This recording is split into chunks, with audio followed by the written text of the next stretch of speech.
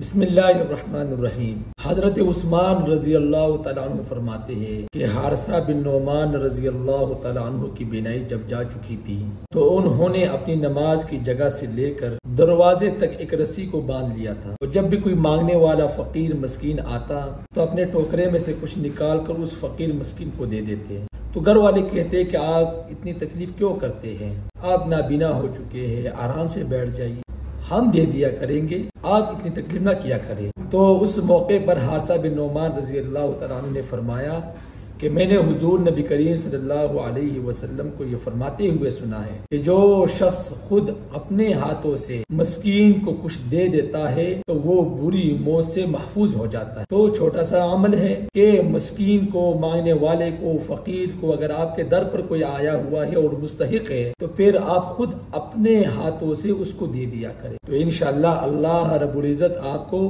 بری موت سے محفوظ فرما دیں۔ چھوٹا سا عمل ہے، آپ خود کر لیا کریں، عمل چھوٹا ہے، اجر بہت بڑا ہے۔ اللہ سے دعا ہے اللہ عمل کی سمجھ کی توفیق عطا فرمائے۔